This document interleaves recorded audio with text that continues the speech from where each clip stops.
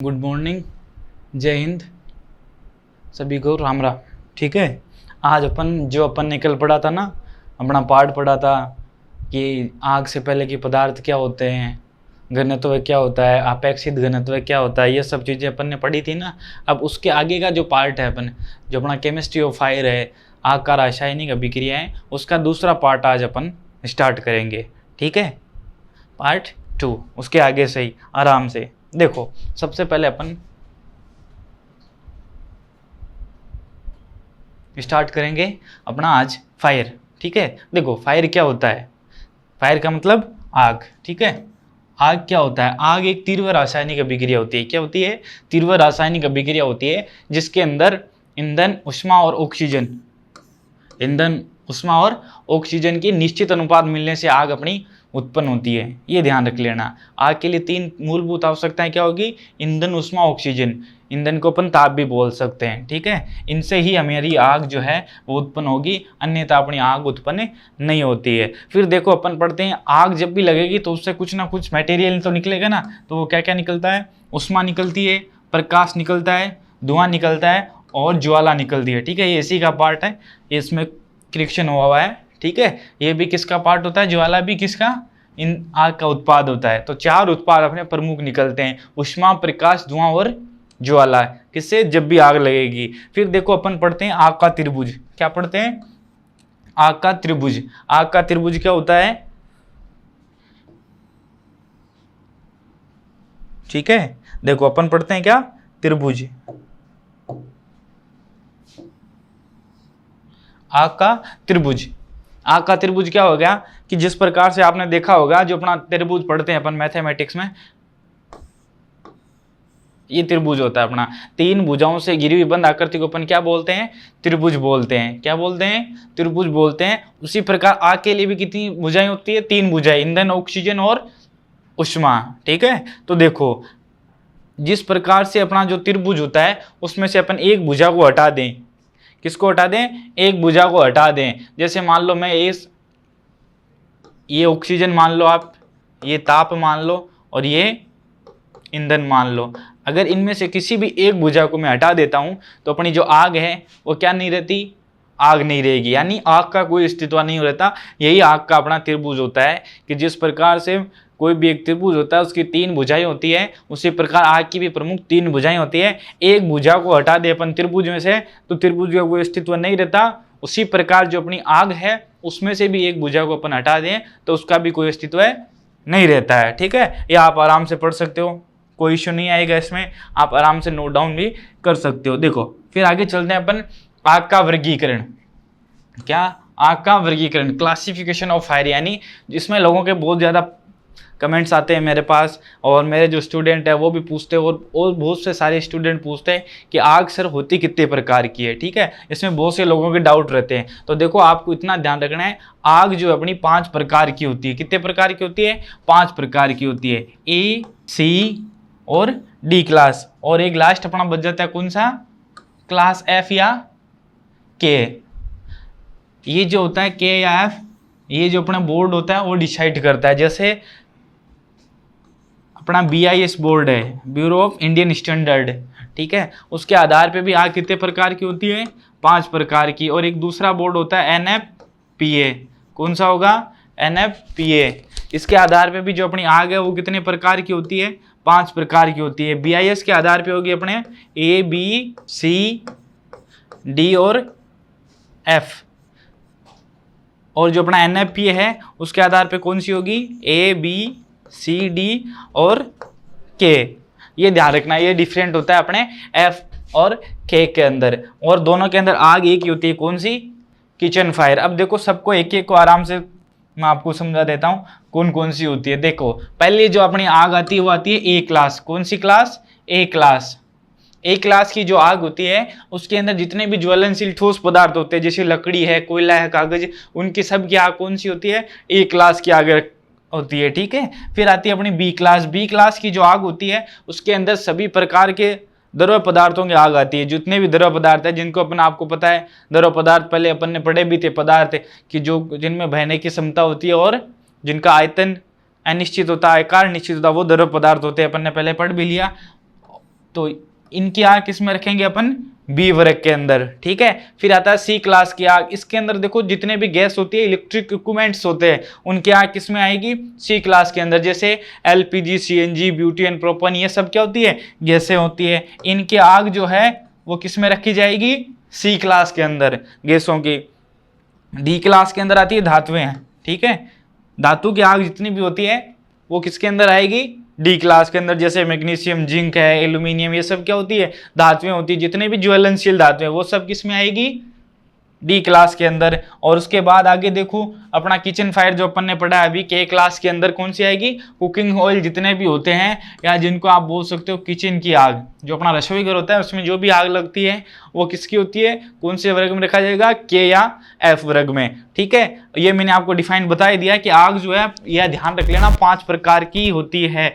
BIS जो अपना board है उसके आधार पे भी 5 प्रकार की होगी, और NFPA जो अपना बोर्ड है उसके आधार पे भी कितने प्रकार की होगी, 5 प्रकार की होगी। BIS का पूरा नाम फिर से बता देता हूँ, ब्यूरो ऑफ इंडियन स्टैंडर्ड होता है, और NFPA का पूरा नाम क्या होता है, नेशनल फायर प्रोटेक्शन एसोसिएशन, ठीक है, भारतीय अग्निरोधी संघ। इसके आधार पे भी एक आग कितनी होती है, 5 प्रकार की होती है। इसके अंदर के रखा जाता है और BIS में एफ रखा जाता है, लेकिन प्रकार 5 ही होगा, ये ध्यान रख लेना आप, ठीक है, इसमें कोई दिक्कत। चलो फिर देखो अपन नेक्स्ट पढ़ते हैं उष्मा का स्थानांतरण, ठीक है। उष्मा का स्थानांतरण या फिर इसको ताप का स्थानांतरण भी बोलते हैं, ध्यान रख लेना, ठीक है। किसका स्थानांतरण, ताप का स्थानांतरण। देखो जो उष्मा है, ताप है, उसका स्थानांतरण 3 विधियों से होता है। कितनी विधियों से होता है, 3 विधियों से। पहली कौन सी होगी, चालन विधि, दूसरा संवहन विधि, और तीसरा विकिरण विधि, ठीक है। चालन को इंग्लिश में कंडक्शन बोलते हैं, संवहन को कन्वेक्शन, और विकिरण को रेडिएशन, ठीक है। आराम से कितनी विधियों से होगा, 3 विधियों से। एक एक करके अब हम देखो आगे पढ़ते हैं। पहला देखो चालन विधि। चालन विधि के अंदर क्या होगा, कोई भी जो ताप होता है, हीट होता है, वो क्या होता है, उच्च ताप से निम्न ताप की ओर स्थानांतरित होता है। कौन सी विधि में, चालन विधि के अंदर, ठीक है। और इसके जितने भी कण हैं वो गति नहीं करते हैं, ये ध्यान रख लेना, इसके कण गति नहीं करते हैं। जैसे कोई कण है वो ताप मिलेगा उसको तो गर्म हो जाता है, तो जैसे ही वो गर्म होगा वो क्या करेगा, अपने पास जो ठंडा कण है उसको क्या देगा, हीट देगा, ताप देगा, और वो भी क्या हो जाएगा, कुछ समय बाद गर्म हो जाएगा। तो ये इस प्रकार से अपना क्या करते हैं, ताप का स्थानांतरण करते हैं। और ये विधि कौन से पदार्थों में लागू होती है, कल को आपके कोई क्वेश्चन आ जाए कि चालन विधि कौन से पदार्थों में लागू होती है, तो आपको बताना है कौन से पदार्थों में, ठोस पदार्थों के अंदर, ठीक है। फिर देखो संवहन विधि, जो अपनी संवहन विधि है, ये विधि क्या होती है, ये द्रव तथा गैस पदार्थों में लागू होती है। कौन सो में, द्रव तथा गैस पदार्थों में लागू होती है। इस विधि में क्या होते हैं, कण जो होते हैं गर्म होकर एक दूसरे के अंदर गति करते हैं। ये कण क्या करेंगे, एक दूसरे में गति करेंगे। जैसे आपको उदाहरण स्वरूप में बताता हूं कि कोई अपना पात्र होता है, उसके अंदर क्या लेना, अपने को थोड़ा जल लेना है और उसको धीरे धीरे क्या करना है, गर्म करना है। तो जैसे ही नीचे के कण जो है वो क्या होंगे, गर्म होंगे, तो वो ऊपर की ओर उठेंगे, और उन गर्म कणों का स्थान कौन ले लेगा, ठंडे पानी है या जो ठंडा जल है वो ले लेता है। और इस प्रकार से जो अपना पात्र है उसके अंदर संवहन धाराएं बनने लगती हैं पानी के अंदर, और धीरे धीरे सारा पानी गर्म होने लगता है। तो ये विधि कौन सी होती है, संवहन विधि। उसके बाद देखो विकिरण, कौन सी विधि, विकिरण विधि। विकिरण विधि क्या होती है, इस विधि में उष्मा का जो स्थानांतरण होता है वो बिना किसी माध्यम के होता है, यानी इसमें कोई माध्यम नहीं होता, न कोई ठोस पदार्थ चाहिए, न कोई द्रव पदार्थ चाहिए, न कोई विकिरण पदार्थ चाहिए, बिना किसी माध्यम के होता है, ठीक है। जैसे अपने जो प्रकाश, ठीक है, जैसे सूर्य होता है, सूर्य से आने वाली प्रकाश किरणें, ये किसका उदाहरण है, किरणें, सूर्य से आने वाली किरणें प्रमुख इसका उदाहरण होता है। इनके लिए अपने किसकी जरूरत नहीं पड़ती है, माध्यम की जरूरत नहीं पड़ती है। फिर देखो विकिरण होता है, उसमें प्रकाश की चाल होती है, ये थोड़ा देखो मिसप्रिंट हुआ है, 10 × 10⁸ मीटर पर सेकंड होती है। कितनी होती है, 3 × 10⁸ मीटर पर सेकंड होती है, ठीक है। तो ये है 3 विधियां जिनके माध्यम से क्या होता है, ताप का स्थानांतरण होता है। फिर देखो अपने आगे पढ़ते हैं अपन आग बुझाने के सिद्धांत, प्रिंसिपल ऑफ फायर, या फिर आग बुझाने के मेथड, ठीक है। आग बुझाने के कितने मेथड होते हैं, आग बुझाने के 3 मेथड होते हैं। फायर सर्विस में आग बुझाने के कितने मेथड होते हैं? 3 मेथड से अपन आग को बुझा सकते हैं। कौन कौन से होते हैं? देखो, पहला होता है स्टारवेशन, दूसरा होता है स्मूदरिंग और तीसरा होता है कूलिंग। स्टारवेशन का मतलब ईंधन को हटाकर, आग के लिए 3 मूलभूत आवश्यकताएं होती है ना, ईंधन, ऑक्सीजन और ताप, है ना। तो उनमें से अगर ईंधन को हटाकर अपन आग को बुझाते हैं तो वहां पे कौन सी विधि लगाएंगे? स्टारवेशन, ठीक है। और यदि अपन ऑक्सीजन को हटाकर आग को बुझाते हैं तो वहां पे स्मूदरिंग विधि लगाएंगे। और यदि अपन तापमान को कम करते हैं या ठंडा करते हैं तो वहां पे कौन सी विधि लगेगी? कूलिंग विधि। तो विधियों में कितनी होगी? 3, ठीक है। कितनी विधियां होती है? 3 प्रमुख विधियां होती है। इन एक एक करके अपन इनको पढ़ते हैं। इसके अलावा भी ध्यान रखना, एक और विधि होती है। कौन सी विधि होती है? Breathing method. ये तो प्रमुख 3 होती है। इसके अलावा एक ब्रीथिंग मेथड विधि भी होती है जिसके द्वारा अपन आग को क्या करते हैं? पीट कर बुझाते हैं। प्रमुख विधियों में नहीं आती है। विधियां वैसे 3 ही होती है। पीट कर आग को जिस विधि से बुझाते हैं उसको ब्रीथिंग मेथड बोलते हैं। ये एक अलग ही प्रकार की क्या होती है? अलग ही प्रकार की विधि होती है। इसको प्रमुख विधियों में नहीं रखते। प्रमुख विधियां अपनी कौन सी होती है? 3 ही होती है। देखो, एक एक को ऊपर करते हैं, अपन पढ़ते हैं। देखो, सबसे पहले स्टारवेशन को स्टार्ट करते हैं। स्टारवेशन का पहले तो ध्यान रखना अर्थ क्या होता है? भूखा मारना। क्या अर्थ होगा? भूखा मारना। यानी उससे अपन अगर ईंधन हटा लेंगे या तो वो अपनी जो आग है वो क्या रह जाएगी? भूखी रह जाएगी। तो उसको अपन इसीलिए इसका अर्थ क्या होता है? भूखा मारना। और इनमें से कौन सी को हटाएंगे? जो आग की मूलभूत आवश्यकता में से ईंधन को, ठीक है। किसको हटाएंगे?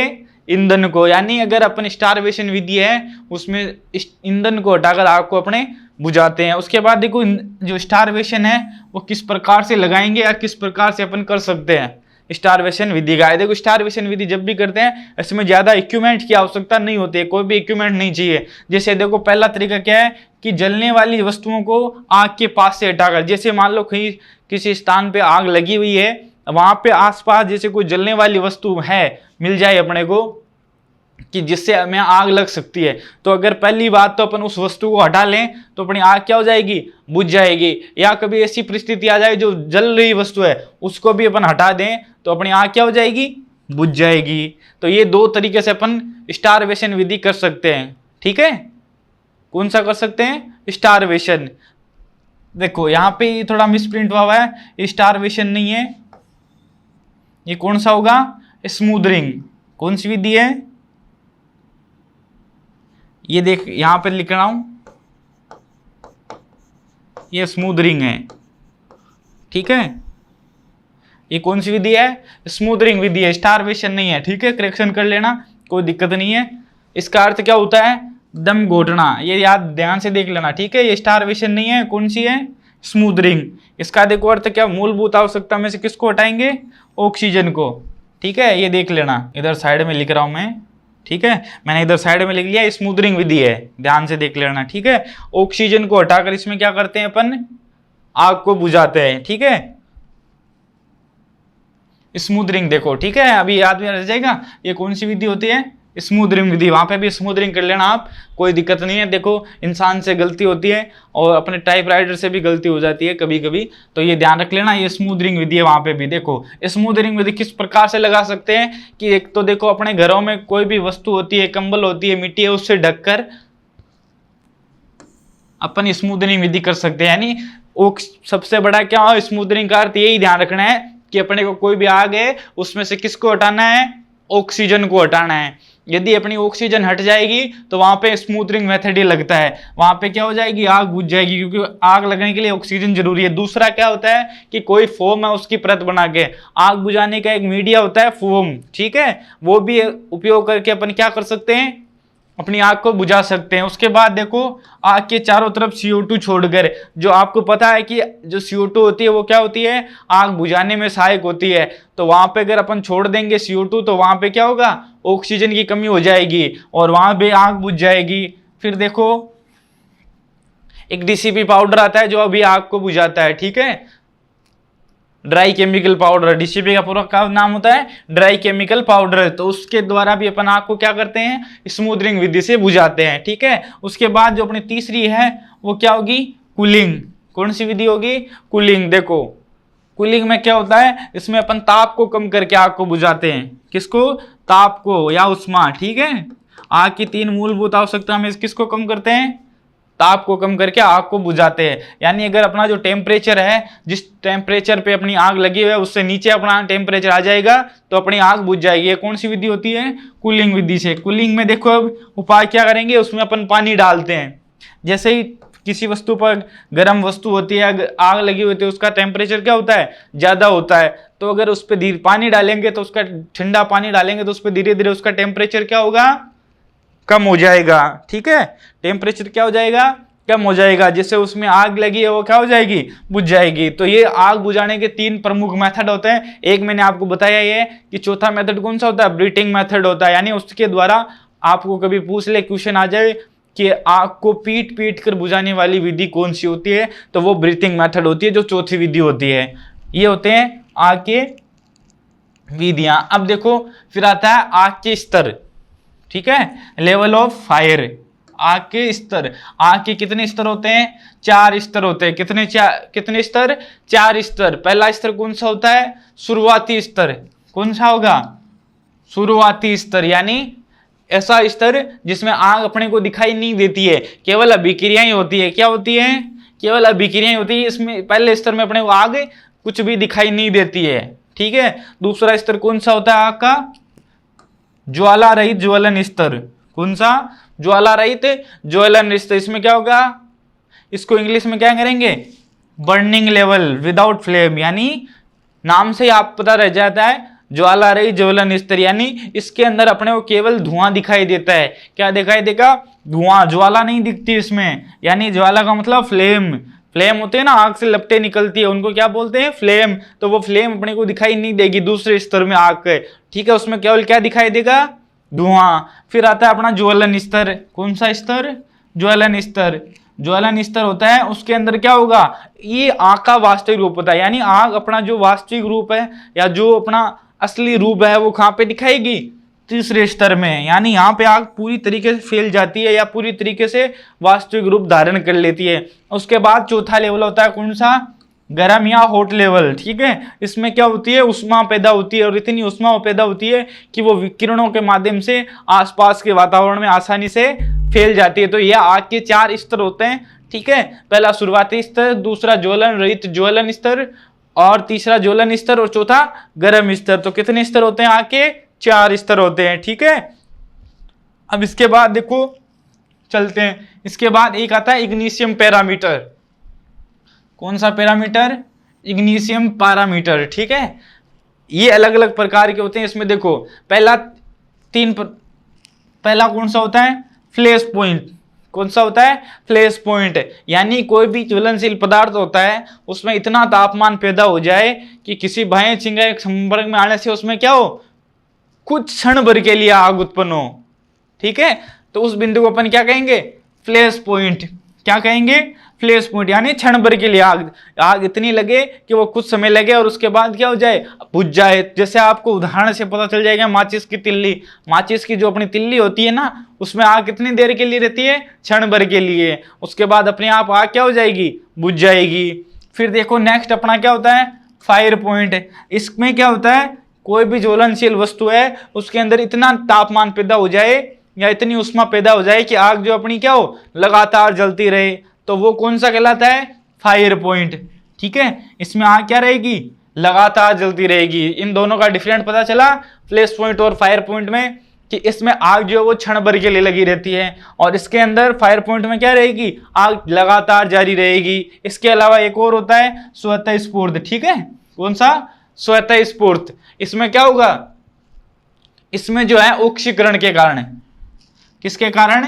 ऑक्सीकरण के कारण इतनी गर्मी पैदा हो जाती है कि पदार्थ में किसी भी चिंगारी की आवश्यकता नहीं होगी, वो आग अपने आप पकड़ लेता है। ठीक है, आग क्या होगा?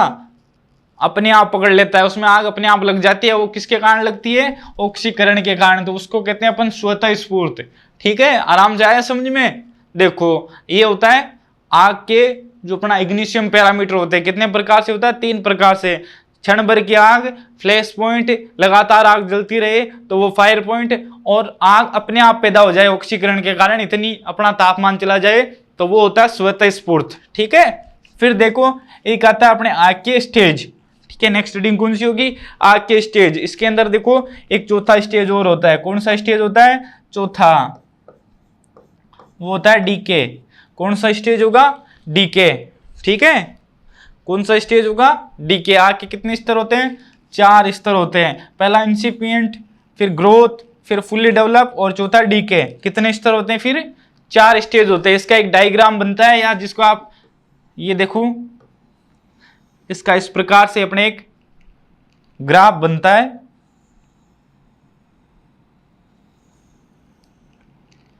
ये ग्राफ बनता है इसका, किस किस के मध्य बनता है, हीट और टाइम के मध्य, जैसे जैसे, ठीक है। अब देखो ये किस प्रकार से बढ़ता है, सबसे पहले अपने कौन सा स्तर आएगा, इंसिपिनियट। कौन सा स्तर, इंसिपिनियट। इसमें देखो क्या होती है, इसको आप बोल सकते हो छोटी आग। कौन सी आग, छोटी आग। प्रारंभिक जो आग होती है ना नॉर्मली, जिसको अपन किससे बुझा सकते हैं, फायर एक्सटिंग्विशर से। इसके अंदर प्रारंभिक आग लगती है, छोटी आग। जो भी छोटी आग लगेगी उसको अपन, जिसको फायर एक्सटिंग्विशर से, वो कौन सा स्तर होगा, ये इंसिपिएंट स्टेज होगा अपना। फिर आता है ग्रोथ। जैसे जैसे अपना ईंधन मिलता है, क्या मिलेगा, ईंधन। कोई भी आग लगती है उसको लगातार यदि ईंधन मिलता रहेगा तो उसकी ग्रोथ क्या रहेगी, बहुत अच्छी होती जाएगी। अगर उसको ईंधन जो है मिलना कम होगा तो वो उसकी ग्रोथ क्या होगी, कम हो जाएगी। यानी ग्रोथ जो होगी वो किसके अनुसार होगी, ईंधन के अनुसार। उसको लगातार ईंधन मिलता रहेगा तो आग अच्छी ग्रोथ करेगी, अगर ईंधन नहीं मिलेगा तो आग कम ग्रोथ करेगी। उसके बाद देखो फुल्ली डेवलप्ड, यानी इसके अंदर बिल्कुल आग जो अपना वास्तविक रूप ले लेती है, यहां तक पहुंचते पहुंचते क्या हो जाएगी, वो फुल्ली डेवलप हो जाएगी।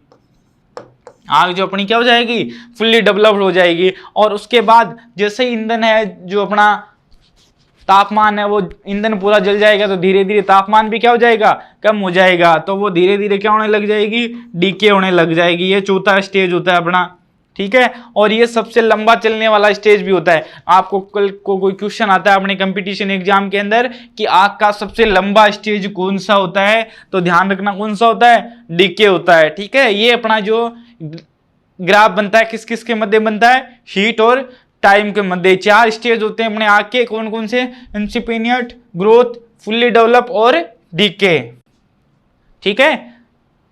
आराम से आया समझ में, कोई दिक्कत नहीं है। चलो देखो आज जो अपना फर्स्ट चैप्टर था वो अपना कंप्लीट हो चुका है आराम से, ठीक है। इसमें कोई डाउट हो तो आप पूछ सकते हैं आराम से, कोई दिक्कत नहीं आएगी आपके। ऐसे ही करके अपन लगातार अपने सारा जो सिलेबस दिया हुआ है आपका फायर के अंदर वो अपन कंप्लीट करते हुए चलेंगे, एक एक टॉपिक को आराम से, ठीक है। तो आज के लिए बस इतना ही। कल अपन नेक्स्ट सेशन में मिलते हैं एक नए चैप्टर के साथ और एक नई ऊर्जा के साथ।